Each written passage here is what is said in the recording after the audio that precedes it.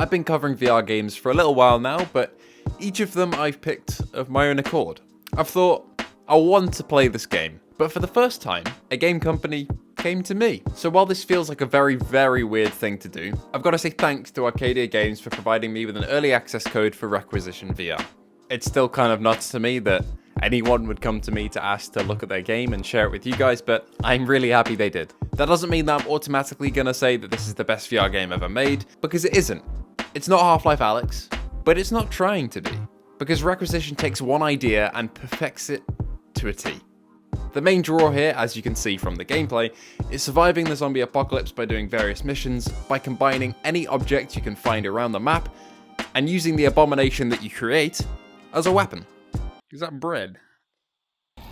Oh, fuck me! Why is this much scarier than it was yesterday? God damn it, bread, why did you fail me? Now the rest of the game is a little buggy in some areas and doesn't have AAA polish most of the time because it isn't a AAA game.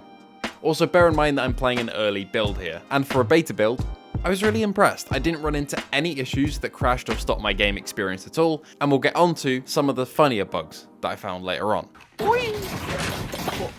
Oh my... Okay, well, I'm going to take this as a plus, and we're going to continue on.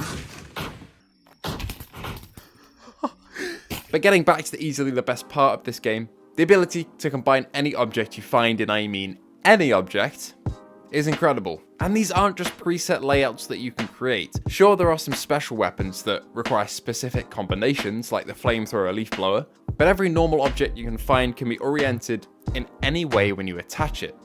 We're gonna have to deal with the not sharp end of the fork, unless even better. Okay. Interesting. And you can create some real disasters with duct tape in the game. It's such an impressive mechanic. To store these items, you can put them in your inventory, and managing your inventory and getting weapons and objects holstered by your side is identical to Saints and Sinners VR, which I assume is by design. And I have no problem with that. If it ain't broke, don't fix it. It has a few more features than Saints and Sinners 2, so it doesn't just copy, as you have a character creation menu too, and online mechanics. A big draw of this game is co-op play, and unfortunately I haven't had the chance to test that out just yet. In the future, if I do though, I'll be sure to talk about it, but from what I've seen and heard, it's going to be a blast with your friends. Making your own scuff weapons and killing either the undead or each other will be great, because there's PvP and PvE. Killing zombies is obviously a big part, and while the ragdolls are a little bit janky sometimes, it kind of just adds to the charm, and the hit registration is solid no matter what combination of objects you're using as a weapon, which is really impressive. The different arrays you can put these objects into by attaching them to each other are just so fast, and they act exactly as you would expect them to when you're hitting zombies with them. What have I done? Okay, The sound design is pretty solid, there's nothing to write home about really here, but I've been spoiled by Bone Lab sound design these past few days, so it's expected. One thing I'd like to see improve potentially is directional audio, as sometimes it's fairly hard to figure out where a zombie might be based on by a sound. It's odd because sometimes it feels like they're right in your ear when they're not, and sometimes it works perfectly, so maybe this is just a bug. Oh, fucking Jesus! No, you're not allowed. You're not allowed to do that. The bugs I did encounter weren't too bad at all though, like zombies occasionally breaking through doors that were closed with no animation. Well, it looks like I need... Shitting hell. That's not allowed. Why are you doing this? And zombie sounds still playing after they died. Yes. These are issues that the devs have said they've fixed by the early access launch on October 20th. I also didn't manage to get the barricading mechanic to work, as the hammer that you're meant to break furniture down to get wood with just didn't seem to do anything when I hit furniture with it. I might be doing something wrong here, because I am an idiot, but it just didn't seem to do its thing. I'm assuming this will work fine on release though.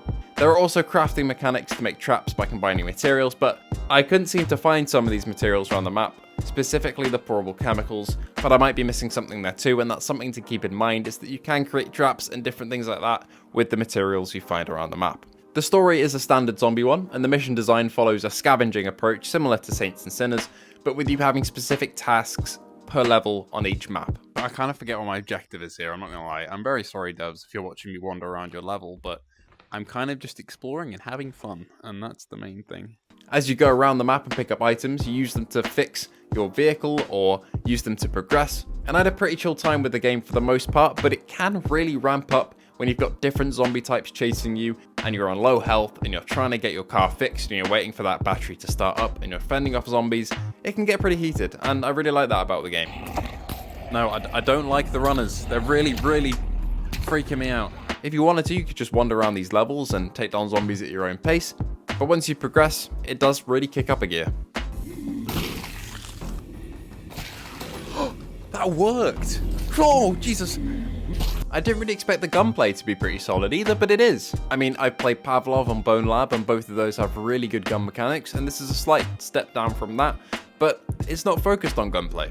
And for what it is, it's really solid. Everything works as you'd expect it to, and the guns feel weighty, and they interact with the environment well. Overall, it's a fun experience, and I'd recommend this one for fans of Dead Rising's combination mechanics, because you can really get creative with what the game has to offer. What have I made? And they've nailed the most important part of this mechanic, in my opinion. And that's the fact that everything acts the way it should. What I mean by that is that at no point was I disappointed in how objects interacted. If I wanted to combine 2, 3, 4, or even 5 objects together to create a weapon, I could. And that alone kind of makes it ingenious. Not to say the experience is completely perfect, because there is some jankiness to it. Some sounds are slightly lackluster, especially with the zombies. Shut up.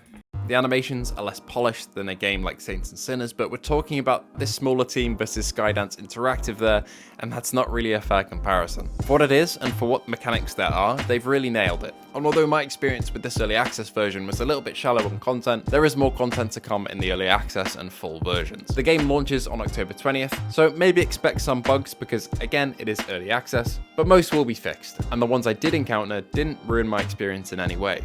This game is one to watch. Thanks again for Arcadia for letting me try it early. Let me know down below if you like the look of Requisition VR, and if you got any questions about it that you'd like me answered or tested out, then let me know, because I'll get right on it and I'll come back to you on that.